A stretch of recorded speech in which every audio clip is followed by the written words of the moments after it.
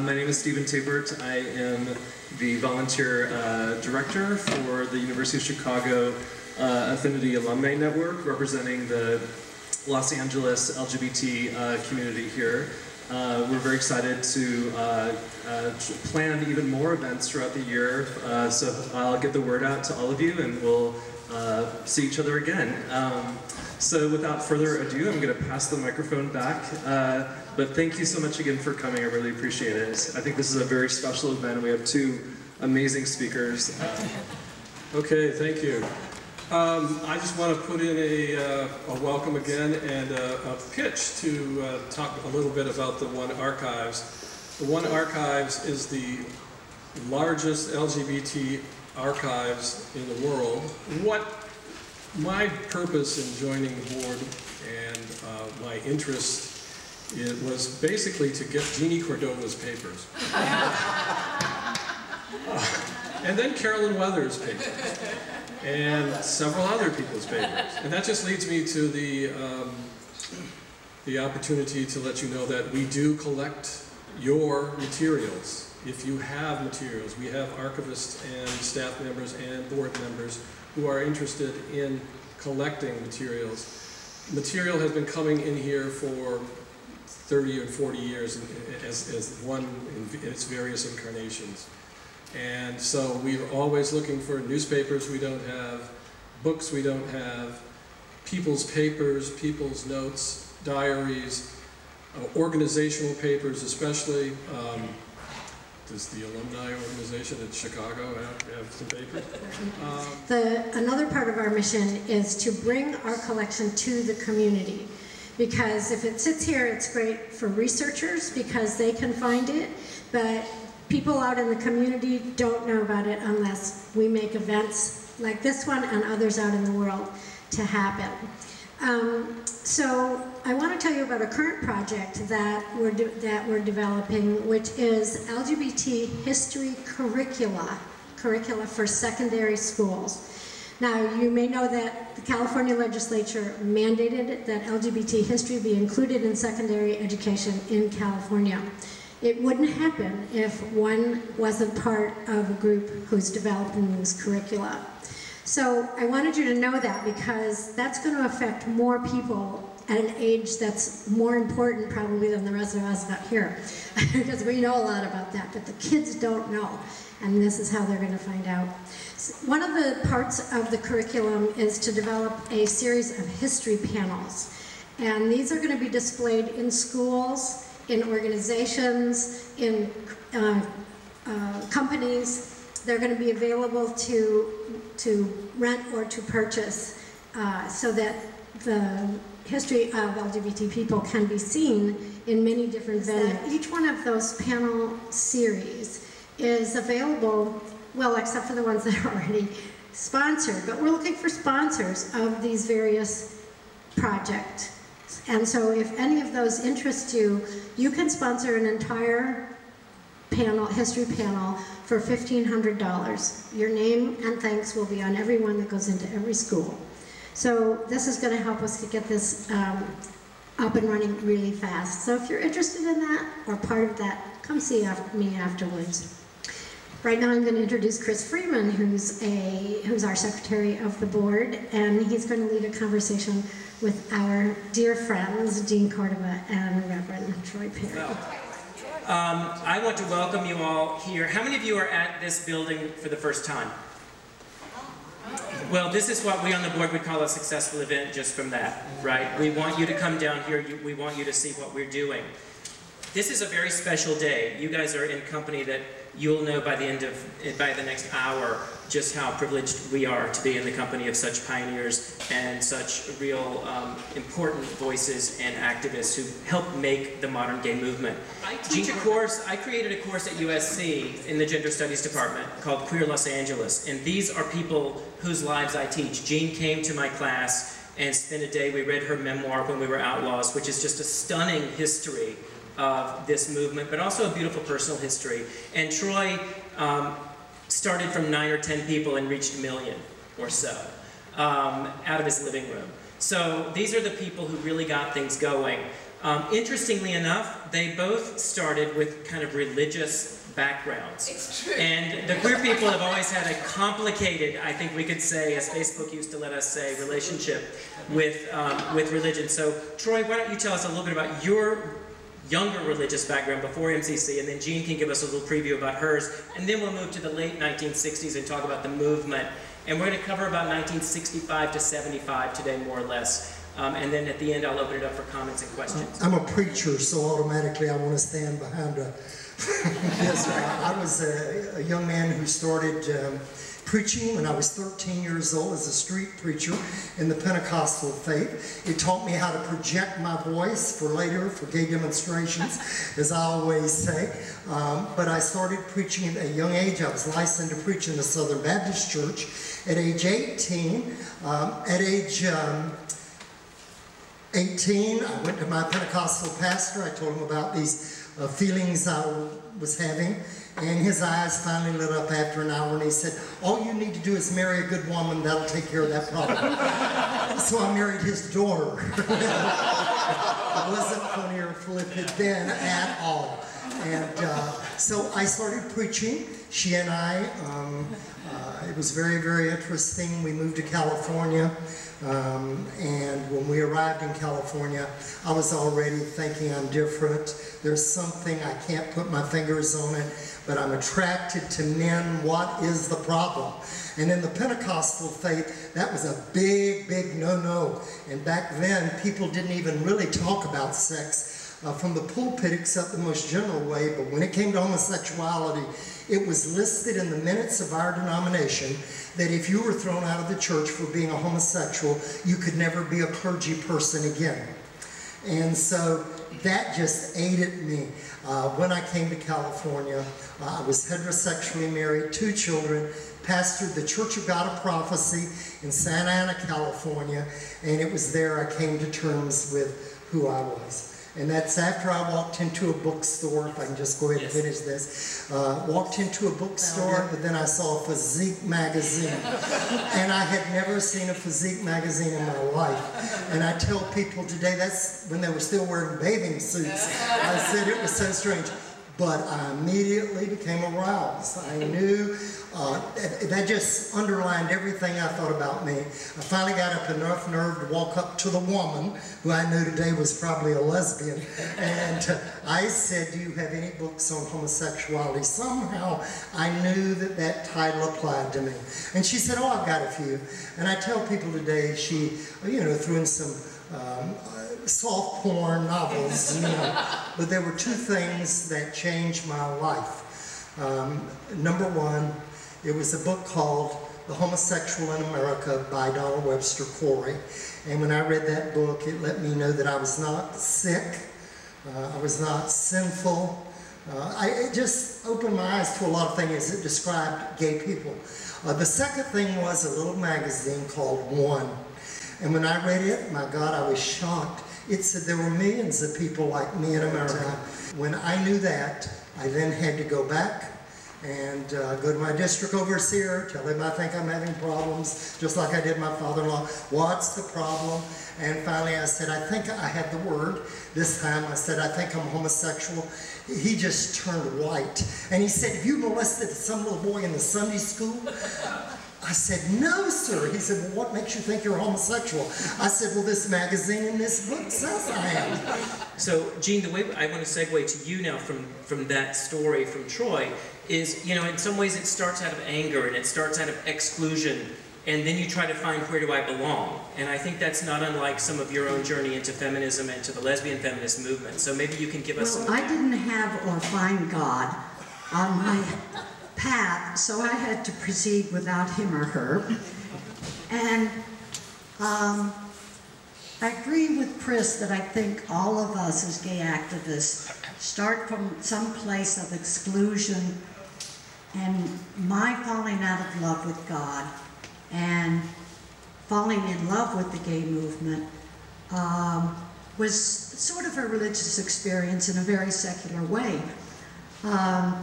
When I often say that, ask people, what is your political coming out day, birthday? And people often remember, I came out, you know, with Bill or Lynn on X Day, but I always remember my political coming out day as an activist. And that was October 3rd, 1970. And I had been through 2 or 3 years of bar life. I went from the convent kind of to the softball team to the bar life. And you can imagine how I, you know, took those steps. And so in the bar life, I found something else inside of me was calling or yearning. And I think this happens to a lot of young activists. I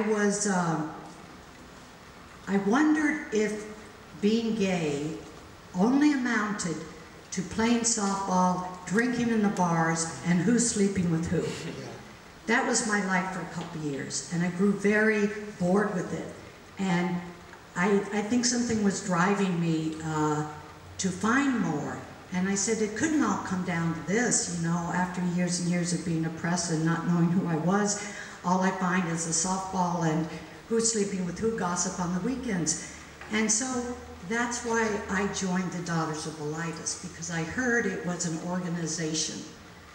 And that was key to many young people at the time. It was key to me. So I joined DOB, and I have a story on my website about how I go down these basement stairs into this dark room and find the gay movement. But suffice it to say, so I became president of DOB a short time later. But then I was rather bored with its perspective, its philosophy of sort of saying to the world, you need to tolerate us because we're homosexual or gay. And I guess as a 20-year-old, this wasn't enough for me. I wanted to do something much more bold. So what I did was invite a group to the DOB talks, and it was Women Against the War. And I proceeded to invite a number of kinds of groups that were happening at this time that the DOB membership called communists and socialists. And it was a very old-fashioned group. I didn't know it at the time. But when I invited Women Against the War, and they talked about the war, the Vietnam War, and how to see things in a much wider perspective than simply being on the softball team, going to gay bars and talking about who's sleeping with who.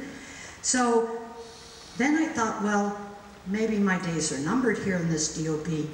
I wonder if there are any other lesbian organizations. So I had heard that up the road at the Crenshaw Women's Center, it was the first center of the women's movement. And it's funny how Troy and I had parallel lives, but they had not intersected by this time. And many feminists and lesbians were off in one direction and the gay men off in another. And we would come together over things like the Briggs Initiative, but that was later on. So I go up to the Crenshaw Women's Center, and I heard about this group called the Lesbian Feminists. And I said, oh, I wonder what in the world feminism is, and stuff like that. And I hadn't heard anything. And I heard that this group was formed, much later I learned that this group was formed out of women from the Gay Liberation Front, had gone over to the Women's Crenshaw Center and seen other lesbians and said, why don't we get together and have our own group, and we'll call it the Lesbian Feminists. So this was the first group, and I sort of had my head really spun around. I remember the first time I walked in there and I see all these hippies with unshaven legs and armpits and long hair, and I thought, oh, I've come to some sort of hippie enclave. And I was kind of a little more narrow, you know, coming from my background. But as I kept visiting there, I learned what feminism was. And I learned that I was indeed a lesbian feminist. It took me about a year and a half, because feminism talks about role concepts like women have equal power and sisterhood and all that. And this was all really new information to me. It was like finding God. I had a personal goal and realized my personal goal probably 1971, that I wanted to build a national lesbian feminist movement. And I thought, I didn't know much about social movement theory, but I had learned lessons from the anti-war and the gay movement and the black movement. And I said, well, we have to build our movement into a national force and then go to the government and ask for certain things. So at this intergroup council, the Gay Community Services Center had just begun that same year down on Wilshire. We had a group called the Dyke Patrol out of Orange County. We had built a Sisters Liberation House. It was a halfway home for the thousands of women who were leaving their husbands and winding up as lesbians. And this was a national phenomenon, and it was a great turmoil for many women because women were by the thousands coming to the women's movement and then turning around and leaving their husbands after they found out what feminism was. And a good number of those women were lesbians or decided they should come through the lesbian movement. So and at the same time, again, with my personal goal, I thought we should have a magazine, we should have a newspaper. And I heard about the One magazine, and that was largely for gay men, and I heard about this latter thing. But there wasn't anything in Los Angeles. There was no lesbian or feminist newspaper of any kind. And so I think in the same year, thank you. Can you hand them around? I wanted to hand out early copies. There's 3 of them. And one more. So I'll start one over here, and you can go back. But then we had this little pitiful thing called the LADOB newsletter. And gradually, I turned it into the Lesbian Tide. And at first we were a local paper, and there's some copies going around. But I think in the later 70s or mid-70s, it began to be a national voice for lesbian feminists. We covered all kinds of things like the daddy tank. We were talking about prison reform. And up here at our own jail, they had something called a daddy tank, where they threw all the butch lesbians, you know, daddies. They separated all the butch lesbians and threw them into a separate jail called the daddy tank. And there's a lot of discrimination there. So we had marches and demonstrations, and you'll see a cover there that says, "End the daddy tank now." We printed lesbian court battles. At that time, a lot of lesbians who were leaving their husbands would contest and call them unfit mothers because they were lesbian. So there were a lot of court battles.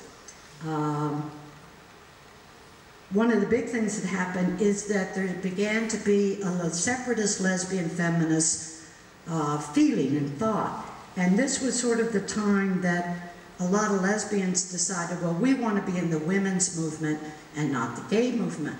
So there was a big battle in the lesbian movement about whether we should be homosexuals and gays and be in the gay men's movement and call it gay and lesbian, or we should be in the women's movement. And at the time, the women's movement was very afraid of the word lesbian. They had already in New York, I learned later, kicked out Ivy Bettini, who is a Los Angeles gay activist. They had kicked her out of the now National Organization for Women. She was the president of the New York chapter, which was the first chapter. They threw her out because she was a lesbian. And Betty Friedan was launching this national wave to throw all the lesbians out of NOW. And we thought, the Lesbian Tide thought, and we thought, this was a very crucial thing, that lesbianism somehow needed to become an accepted feminist issue. But at the beginning, it wasn't. And so lesbians were a little schizophrenic in that we didn't know if we belonged to the gay movement, and we knew we had a very different culture from the gay men, and the society had kind of lumped us together and said, oh, you're all gay, and that's the end of that.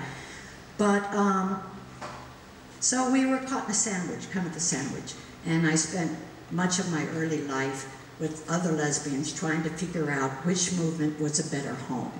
And I'll stop there. Thank you. I think a couple of points that I want to do to kind of segue here, and then I'll open up the floor for discussion a little bit. One thing did happen in 1970 in Los Angeles that bridged the gay and lesbian movement, which is that first march, right? The one-year anniversary of the Stonewall riots, June 28, 1970, we had a big march in Los Angeles down Hollywood Boulevard. Troy, you were one of the planners of that. We sued the city. Right. Held a parade the first year. Yeah, so we started in 1970, so 1 year later New York was going to commemorate it, so LA did too. So already you can see that there's a national movement because the coasts are talking to each other and this kind of thing. And then of course, so you know, Jeanne, you're kind of talking about going national and very early on having that consciousness that this is a national thing.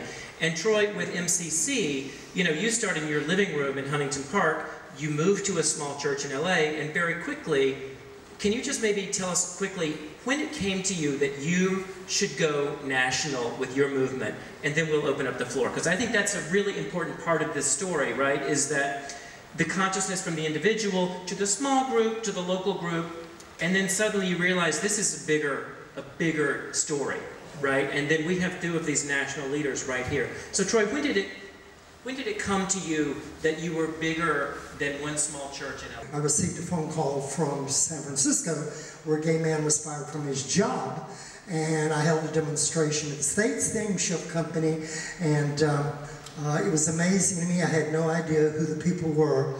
13 MCCers. Jim Kepner, who I knew, I'd met him. He was coming down to the church by then, and he brought Harry Hay and John Burnside with him, and I didn't know the importance at that moment of who those two men were.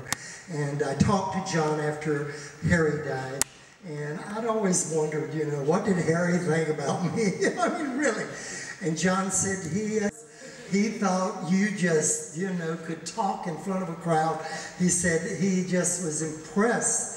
He said when they had tried so hard, back in the 50s, as you said, Chris, right up to that period of trying to organize, finally this younger generation showed up. Now, Jeanne and I don't feel that way so much anymore. We look at the much younger generation than us today, but that's how it's started. Okay, thank you so much. So we have, you know, 10 minutes or so for some questions or comments from you guys. I hope, first of all, that you enjoyed this amazing stories that we're getting firsthand here. And obviously, we could be here for months. That's why we have an archive. We have the papers. So, questions or comments for Jeanne or for Troy, really quickly, and then we will wrap things up. Yes, I'd just love to know what they're doing now.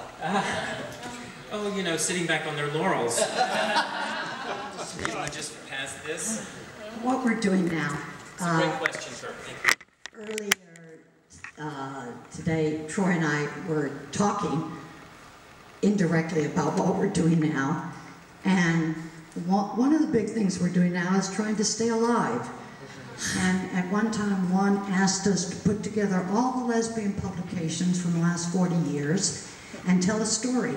And so one of the things that my lover and I did was put together that wall with a group called LEX, the Lesbian Exploratory.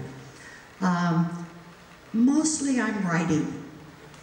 You know, my book is, my book is for sale outside. It's wonderful, I'm telling you, it's wonderful. And it tells a lot of the individual, more in-depth stories about Morris Kite, and he's my political godfather. And so I mostly turned to writing and chronicling our gay and lesbian history. It's very, very interesting because I'm one of the 3 founders of our Gay Pride parade here in the city of Los Angeles with Morris Kite and Bob Humphreys. We held the first meeting. I continue doing things, but not much. I have some health problems too. I'm not going to get into that. But I just want to tell you this, that my last project was getting Harvey Milk on a stamp. And I was on the committee to get Harvey Milk on a stamp. And Troy, there is the small Supreme Court case that That's right. which And you that, might also mention. yeah, my partner and I, with Robin Tyler and Diane Olson here in the city of Los Angeles, we were the first two couples that sued for marriage here in the state of California. And Gloria Aldred was our, even though I'd sued the state in 1970 for the right to women. And it's in, again, you can read about it here in the One Archives. The judge laughed us out of court in 1970. Well, they're not laughing anymore. I got you all wrapped up here. So, there's a documentary called Call Me Troy about Reverend Perry. You can watch it on YouTube. And Robin Tyler tells a story of when the church burned on 22nd. 22nd. She came down there and she said to you, I'm Jewish, but I'm going to help you, and we're going to work together. I just know it. So she had her own divine vision.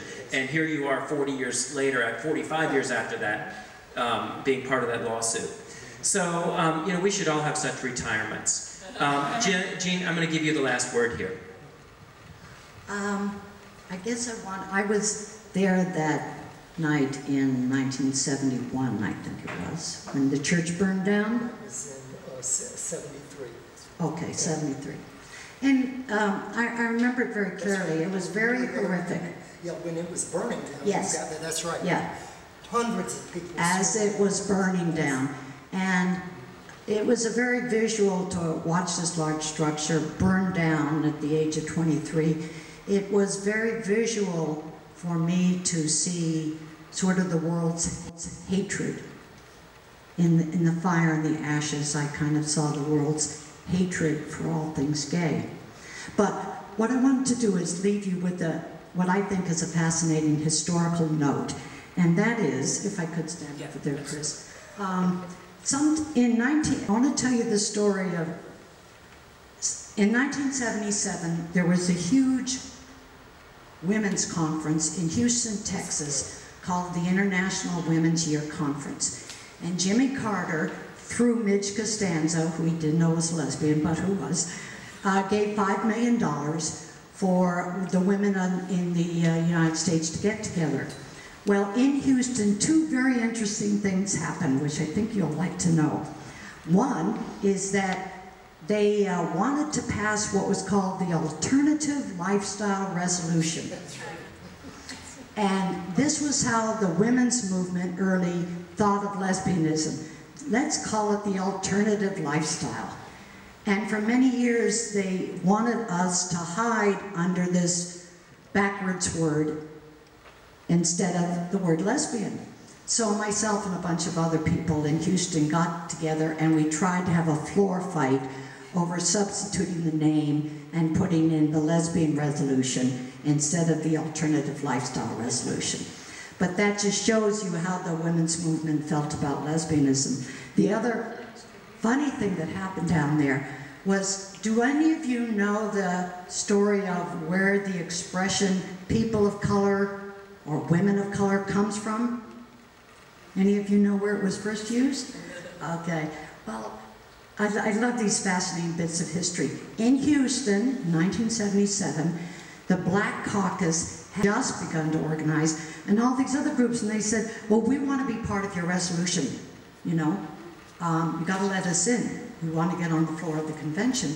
And so the black women are standing there thinking, and I watched this happen, well, we can't call it the Black Women's Agenda if we allow in all these groups. So one person said, let's call ourselves women of color. And nowadays you hear even TV anchors using the expression people of color, women of color, and blah, blah, blah. And it happened in 1977 in Houston for the first time. Wow. Thank you for sharing. And let's have a big round of applause for Jeanne and Troy. Thank you everybody so much. I hope you enjoyed this afternoon as much as I did, and I think we all probably lost a couple of pounds, which is a bonus. Who knew we should have all just worn towels? We could have just called it the sauna that it is. So thank you very much, and again, if you'd like to talk to Tracy or Greg or me or Joseph about one, we'd be happy to talk to you. Michael, sitting back there at the desk, is one of the archivists, so if you think you have material that you think we might want, he would be happy to chat with you about that. I think there's a few refreshments left out in the patio. Feel free to go out there. Thanks again to University of Chicago Alumni Association and other groups who came today, and everybody have a wonderful weekend. Thank you.